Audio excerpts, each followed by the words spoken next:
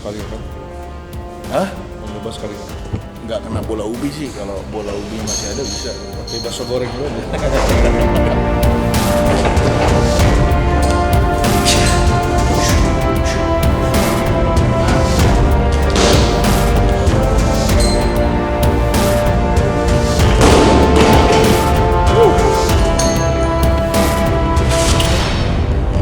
190 ya? Bisa 190 udah juara. Udah juara lagi dong. 160. 190. Saya merasa terintimidasi.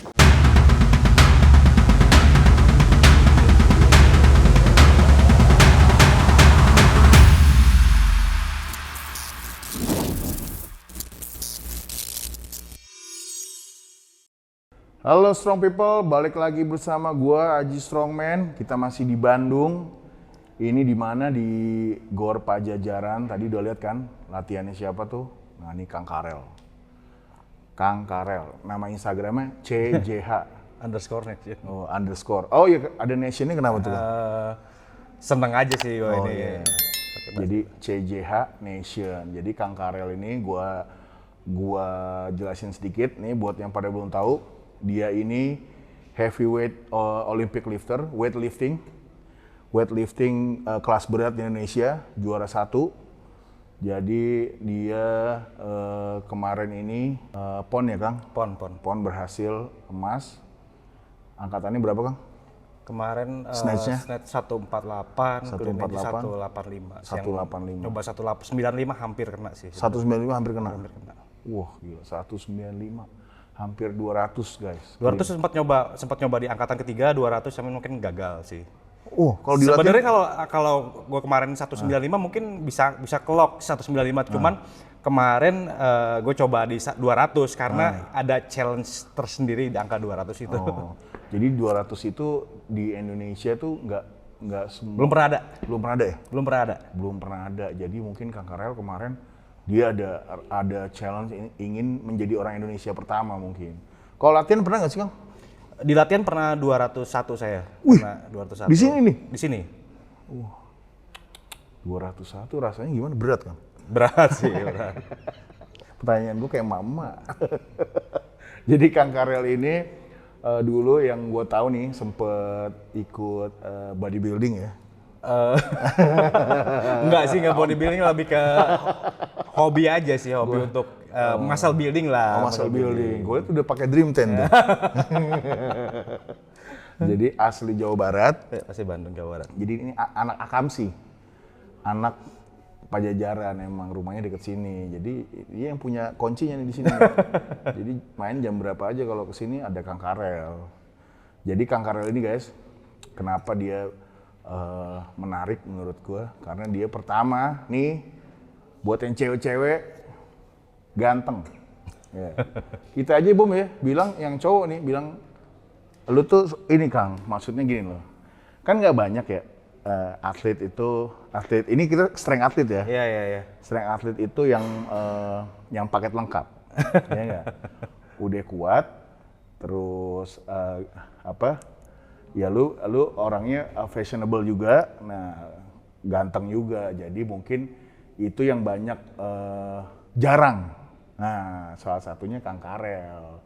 Jadi gue sempet baca tuh di PON Papua kemarin banyak artikel yang lu fansnya cewek-cewek sana ya? Mama Papua. Mak Papua tuh. Jadi emang bener ada daya tariknya. Berarti kalau yang lu lagi tanding nganggap banyak yang sorak-sorak cewek gitu? Ya banyak sih kayak gitu sih. Oh, gila. Apalagi dengan rambut ala... Waktu itu pirang beneran. Pirang? Sekarang udah hitam lagi sih. Jadi agak nyentrik ya. Jadi Kang Karel ini atlet Jabar, atlet Bekasi ya? Asli Bandung sih. Asli Bandung, cuman mewakili Kabupaten Bekasi. Kabupaten Bekasi gitu guys. Nah ini yang menarik nih Kang. Ini banyak fenomena sekarang itu yang gue lihat ini. Kemarin kan sempat ada pertandingan ini ya, CrossFit ya? Ada. Jadi dicampur powerlifting. Nah terus 6211 sempat bikin juga tuh. Iya, weightlifting challenge gitu. Terus juga di Bali. Iya. Ada. Nah, sekarang sebenarnya trennya gimana, Kang? Orang itu kan lu sempat ngajar di Empire ya? Di Bengkel. bengkel, Nah, di bengkel strength CrossFit. and conditioning. Bengkel strength and conditioning. Nah, menurut tuh orang-orang tuh sekarang untuk marketnya itu emang ke CrossFit dulu baru suka weightlifting atau emang dari awal weightlifting dulu ternyata ada lomba CrossFit? Kebanyakan sih dari CrossFit dulu. Karena dari pengenalannya CrossFit dulu. Kebetulan beberapa klien saya juga dari CrossFit. Nah, mereka kan part dari CrossFit itu ada weightliftingnya. Nah, mungkin part yang mungkin punya tingkat kesulitan lumayan sulit itu weightliftingnya sendiri gitu loh. Nah, betul. Karena gitu. teknikal banget ya. Teknikal banget gitu kan, memang perlu fleksibilitas, perlu speed, perlu koordinasi otot, banyak lah gitu part yang harus dipenuhi untuk jadi untuk seorang weightlifter gitu ya.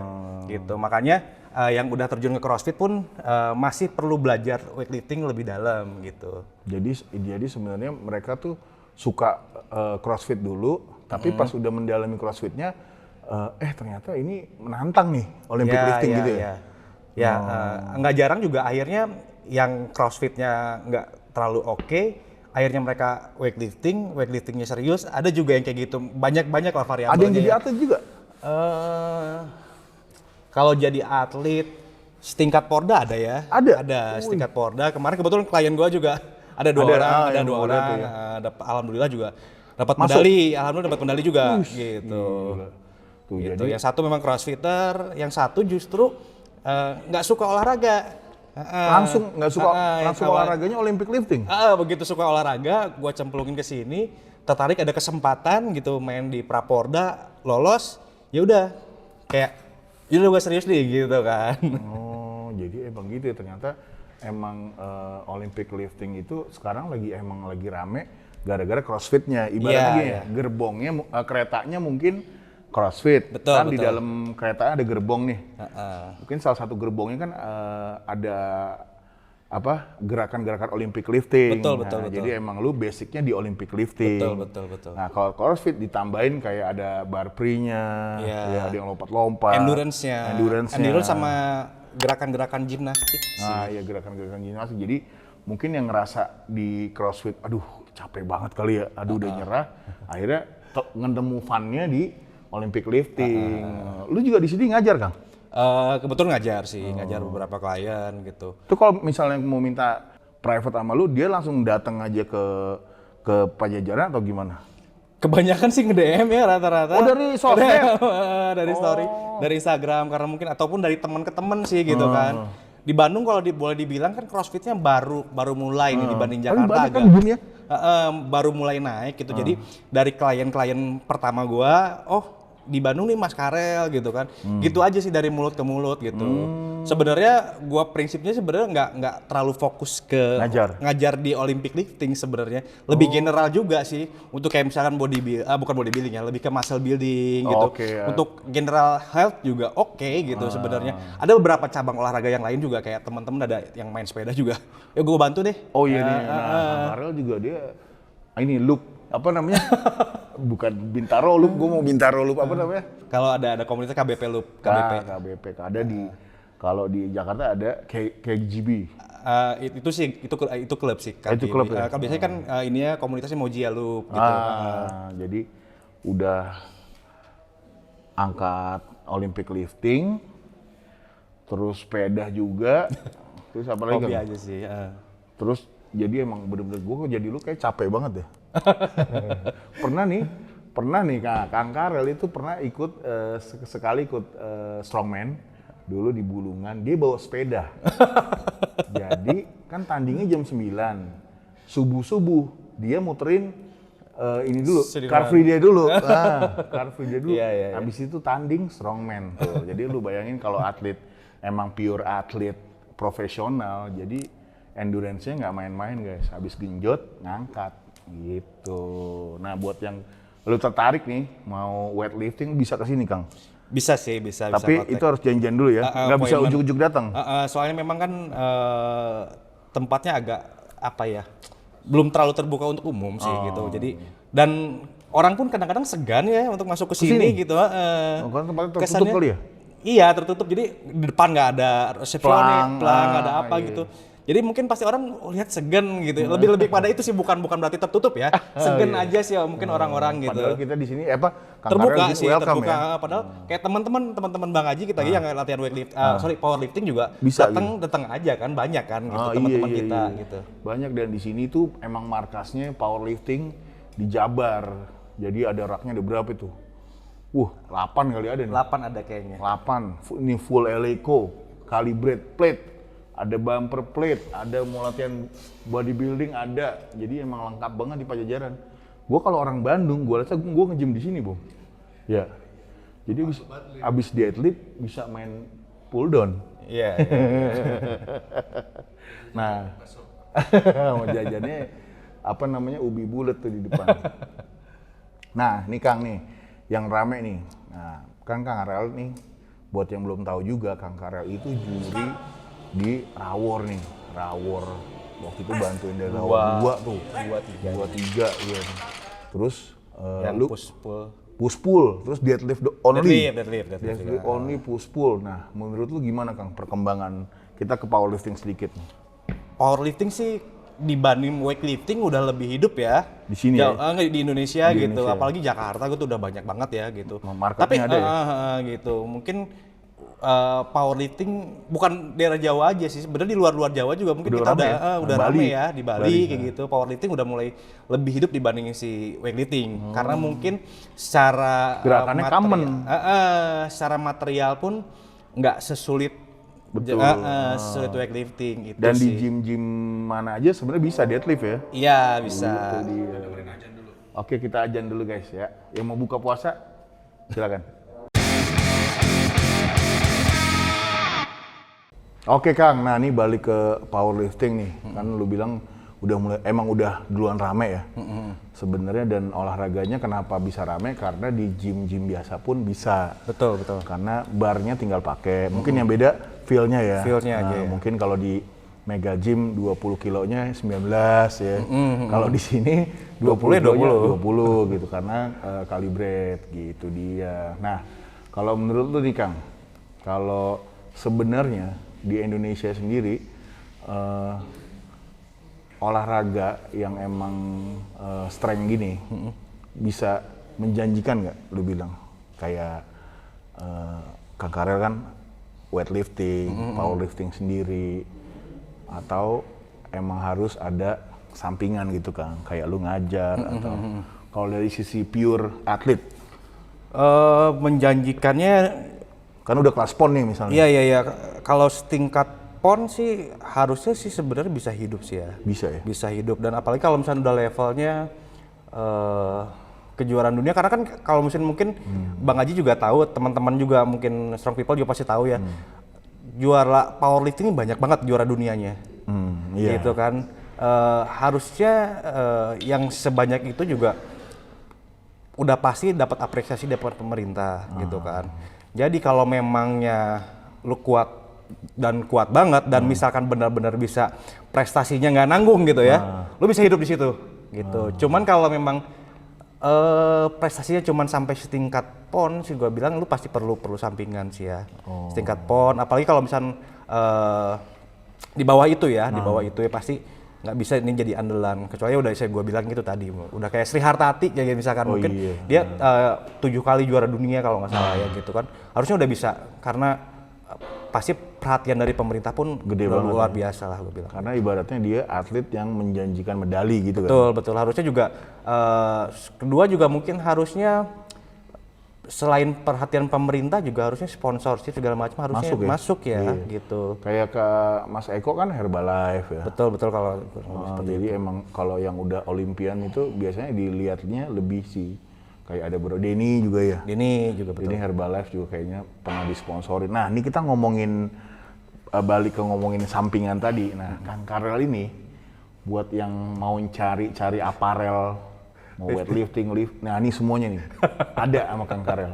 Bukannya tokonya maksudnya, Kang Karel ini kayak Just Tip gitu ya? Ya, kurang lebih kayak Just Tip. Karena lebih ke passion sih kali ya. Gue lebih ke passion pada saat itu, kenapa gue buka itu, gue pengen sesuatu yang memang nggak ada di Indonesia gitu kan, susah gitu. Akhirnya gue cari sendiri dan lama-lama ketemu. Yaudah akhirnya teman-teman nitip deh. Iya, rame ya. Dan sekarang makin lama makin Instagram, padahal nggak niat untuk promo ya? enggak Iya. gitu. Sepatu sepeda gue lihat tuh, apalagi banyak banget.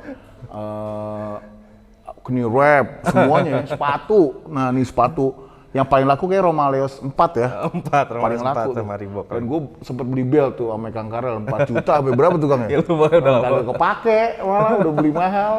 Enakan velcro. Karena kan dulu mikirnya emang mungkin beltnya harus yang proper kali ya.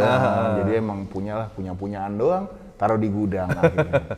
Cuman kalau emang perkembangannya ternyata emang gede banget ya Kang. Maksudnya ini kayak ngomongin sleeve deh. Iya, iya. Macemnya aja banyak. Banyak. A7. Iya, iya. Paling laku SBD. SBD. Titan. Inzer. Inzer. Sekarang Nah ada. itu yang rame tuh Ergo. Apa? Yang 2 jutaan itu ya? 24 apa tuh? Iya lupa saya kayak begitu. Itu mahal banget. Dan itu ternyata banyak yang beli ya. Banyak. Sepatu Romaleos. Ada lagi yang baru tuh sepatu yang apa Kang? Yang model-model Notorious ya, ya kalau Notorious ya, tuh udah kayak kacang goreng. Padahal deadliftnya nggak seberapa. Jadi emang itu sebenarnya lumayan juga Kang.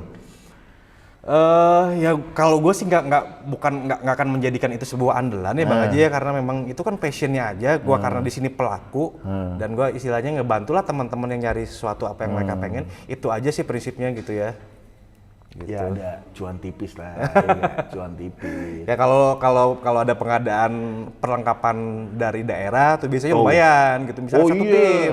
Kalau misalkan dari waktu PON Papua satu tim PON Papua order semua item dari bawah sampai atas sampai dari gua lumayan gitu. Tapi semuanya seragam. Sepatu Romaleos semua. Iya biasanya Adidas, sepatu Adidas terus baju angkat berat sih waktu itu ya.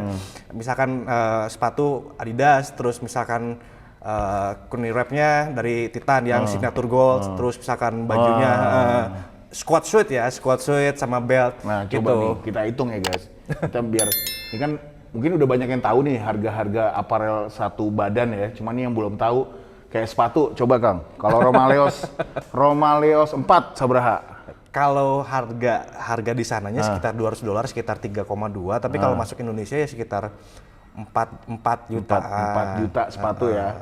Knee sleeve SBD deh. SBD sekitar 1718 lah ya. 1718. Wish wrap apa Titan? Wrist wrap 1 sampai 1,2. 1 sampai 1,2. Terus singlet kalau SBD sekitar 2 sampai 2,2 mungkin ya. Oh yang baru tuh ya? 2 sampai 2.200.000 lah. 2.200.000. Terus kalau kaos belt sekarang pemainnya banyak ya belt ya.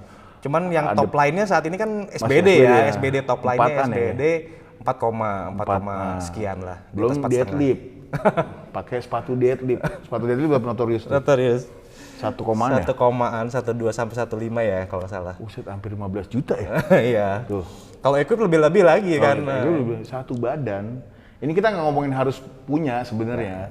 Cuman kalau emang yang proper mungkin seperti itu. Jadi lu siapin hampir 15 juta untuk peralatan gear lu latihan gitu. Kalau kaos dalaman mah bebas ya?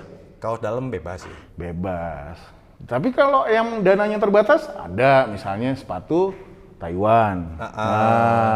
Knee sleeve dari Alibaba. Bisa sih sebenarnya. Bisa. Prinsipnya motivasi yang paling mahal sebenarnya bukan alat-alatnya, itu penting motivasi dari diri teman-teman ini kalau memang mau maju sih. Alat mah cuman alat aja. Iya. Gitu ya. Wish wrap, gue kalau wish wrap buat latihan doang gue pakai Kongspro masih bisa enak-enak juga gitu. Belt gue malah pakai itu yang apa? Velcro ya. Velcro-nya brand show tapi apa? Squid Ink. Squid Ink itu masih enak banget buat strongman, buat powerlifting juga masih enak gitu. Perutnya gede ya? Iya nih perut 2XL. Knee sleeve. Kalau knee sleeve ukuran gua Cuma ada SBD. iya, yang 4XL kebetulan SBD doang. Titan ada. Titan ada ya. Titan ada 4XL, cuman yang enak SBD dan emang SBD jadi kayak promo SBD gua. Emang SBD. Dari tadi kita ngomongin merek ya malah. SBD emang rasanya beda jongkoknya. Ya, jadi emang Ngomongin merek dari tadi. emang bahan duit nggak bohong sih ya. Iya. Jadi buat marketingnya SBD. Nah, iya. Ya mudah-mudahan nanti ada SBD Indonesia kali Nah, ya. iya. Nah ini boleh jadi brand ambassador brand ambassador powerlifting. Tapi enggak, gue pernah ngomong sama Pak Anil. Betul. Pak Anil dari Orindo. Dia tuh pernah mengajukan SBD distributor ya? Ya distributor Indonesia.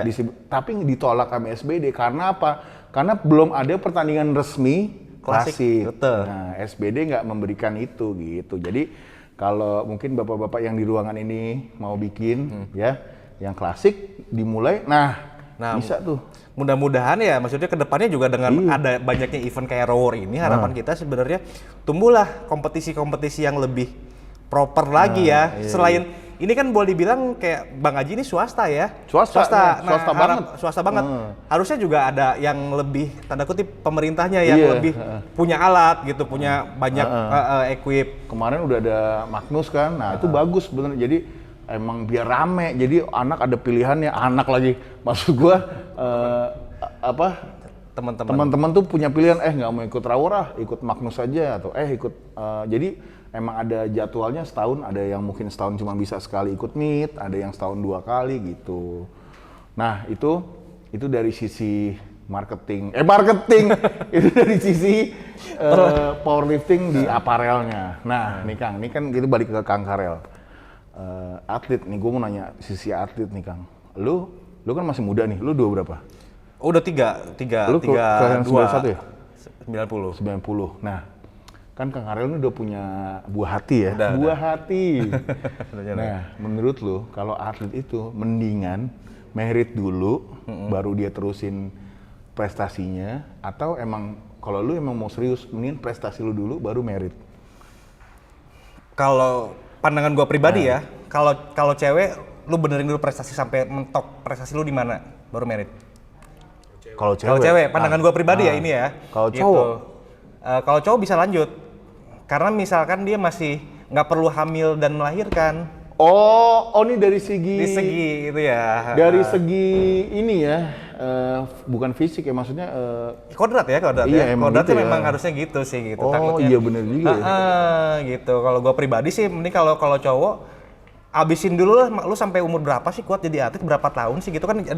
Gue bilang sih yang jadi atlet tuh ada yang istilahnya kuat 8 Prime-nya. tahun. Maksudnya top line-nya masanya ada yang kuat 8 tahun, ada yang kuat 12 tahun, ada yang mungkin bisa kuat sampai 20 tahun sampai 25 tahun kayak Pak Asep Setiawan gitu di powerlifting. Iya. Mungkin itu hanya satu dari ratusan orang yang kuat sampai di atas 20 tahun itu. Konsistensi yang mahal itu gitu kan.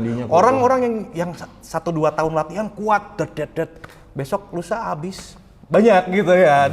Yang paling susah tuh yang itu konsisten gitu loh. Jadi menurut lu kalau emang lu mau jadi pure atlet profesional di Indonesia, kalau cowok merit sih nggak masalah ya. Asal ada jodohnya. Nah, kalau cewek mendingan prestasi dulu. Betul. Baru pas udah selesai Top line-nya oke. lu pensiun ngajar bisa aja ya? Ya bisa jadi pengurus, bisa ngajar, akhirnya bisa jadi PNS ya?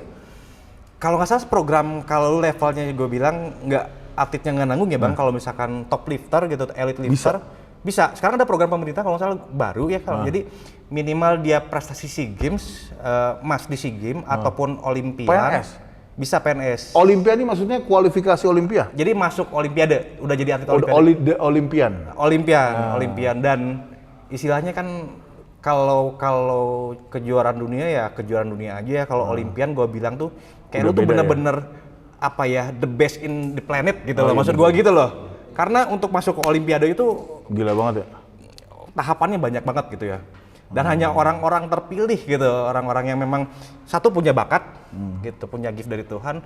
Kedua juga pasti pekerja keras. Nggak mungkin lu cuman kayak latihan bakat semaunya nggak gitu bisa lah gitu. Kalau atlet yang bener setingkat Olimpian sih gue bilang pasti kerjaannya makan, tidur, latihan, udah. Gitu. kayak Bang Eko sama Denny ya. Denny malah main musang. Wah, jadi sebenarnya ya ini ya complicated ya Bom ya.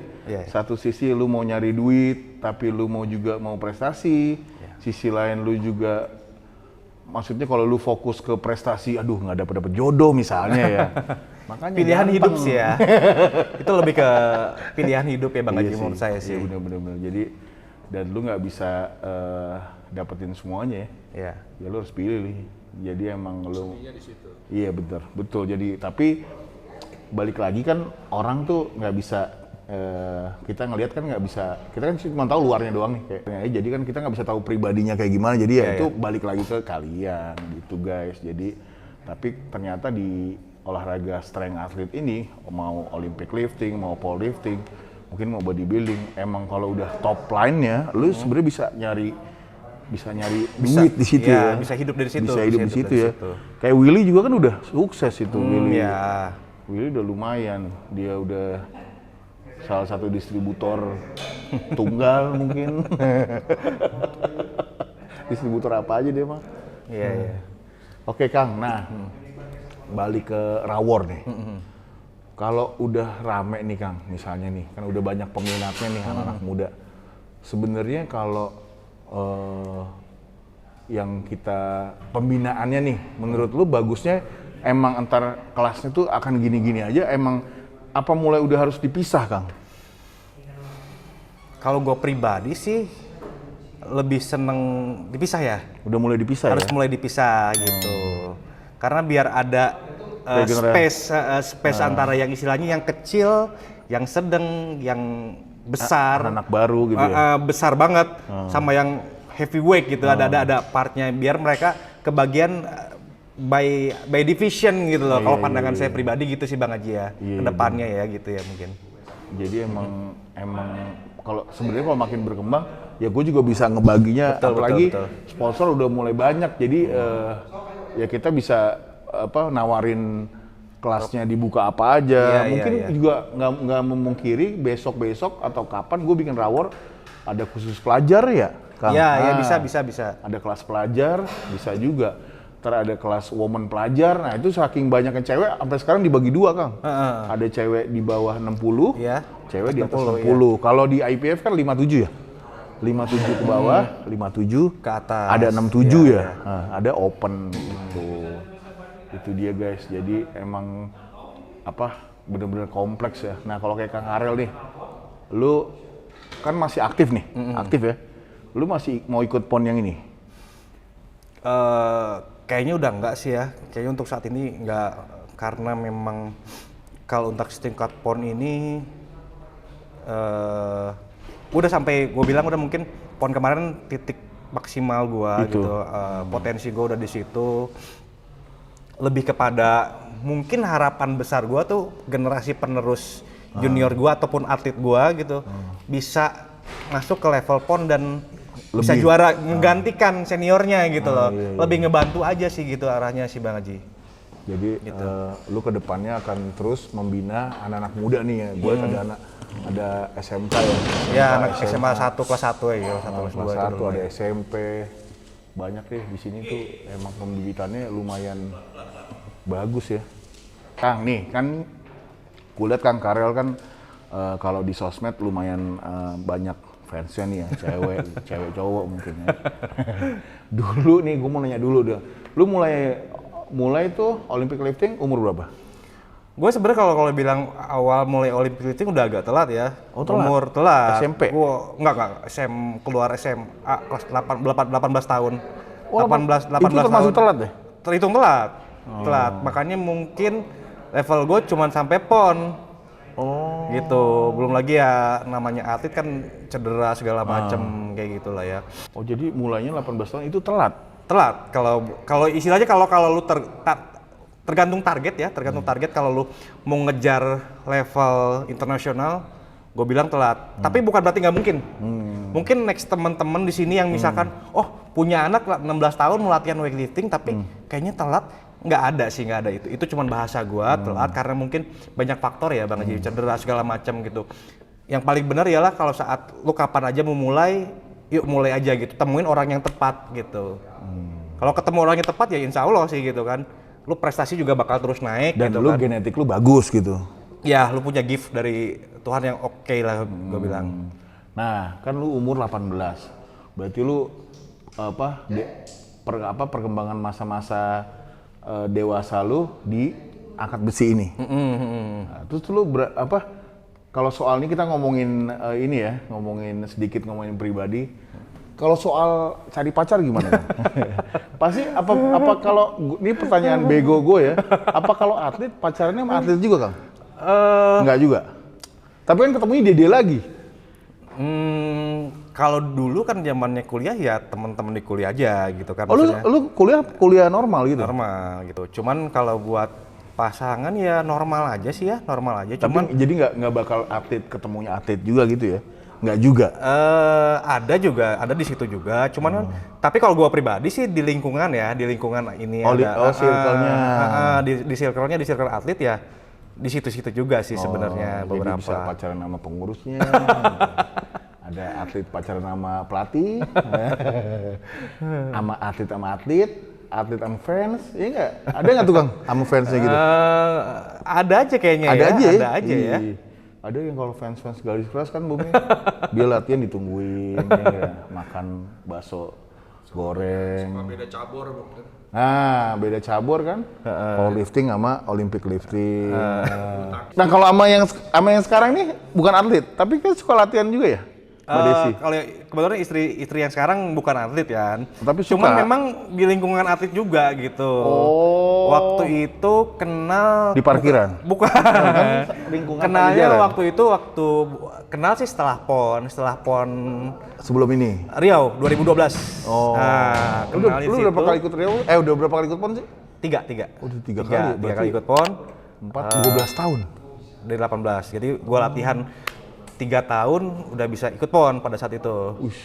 Gitu. Nah, kebetulan kalau balik lagi yang materi yang sebelumnya, istri kebetulan kenalnya di pon sih, baru kenal sekilas aja sih. Pengurus. Tapi setelah dulu dia jadi panitia. Kebetulan jadi panitia. Oh my god, pantesan sering bilang pulang kampung ke Riau ya? Oh iya. Iya. Oh gitu, jadi cinlok. Nggak cinlok juga sih sebenarnya gitu. Baru kenal aja, cuman setelah itu setelah pulang gue balik ke Bandung beberapa waktu itu juga Nyusul? cewek gue juga waktu itu ya mantan gue pada saat itu. Oh jadi lu punya cewek, pacaran sama dia yang di Riau juga? Enggak gitu. Bukannya gitu. Jadi Bogor enggak, Riau enggak. gitu. Dulu mantan gue yang pada waktu itu juga atlet gitu, atlet. Jadi cuman kenal aja, memang ya mungkin jalan Tuhan ya kali ya. Gua nggak ya jalan Tuhan mungkin udah beres udah nggak sama yang sebelumnya. Ada konteks sama yang sekarang akhirnya gitu sih. Jadi nggak pernah kalau ya sorry bukan ngebela diri tapi nggak ada istilahnya yang sampai yang kedua kayak nggak ada. Tapi yang sebelumnya udah rela gitu kan. Aduh. Itu dia guys. Jadi emang kalau yang ganteng itu berliku-liku biasanya ya. Yang ini Standar sih sebenarnya. Yang ini belum kelar, ada lagi gitu kan. Lu nggak pernah jomblo lama gitu kan ya? Enggak kayaknya. Keburu laku duluan. Iya. Oke, guys. Itu dia Kang Karel dengan kisah cintanya. Iya. Yang akhirnya udah SD ya. Sekarang hamil lagi ya, Kang? Isi lagi? Alhamdulillah lagi Wah, sih. Tuh mau dua guys. Umurnya baru 30. Anaknya 2. Nah, itu dia Kang Karel. Jadi kalau kalian yang punya emang mau jadi atlet, udah jadi atlet aja. Tapi diseriusin ya kan? Iya. Jangan setengah hati. Jangan main air doang, udah nyemplung basah sekalian nggak apa-apa. Benar. Daripada main air doang, masuk angin, becek juga, kotor juga, ya nggak? Iya betul. Oke guys, itu aja. Next kita mau ketemu siapa di Bandung? Kita nggak tahu, karena ini mau pulang. Ya. Terima kasih Kang Karel. Oke, Semoga siap. sukses. Thank you Bang Haji. Juga buat teman-teman di Bandung. Kita akan ketemu lagi. Mau belajar BM Press bareng nih ntar. Siap. Kita lihat nih sama Kang Asep Senior. Asep. Yeah. Oke guys, see you next video.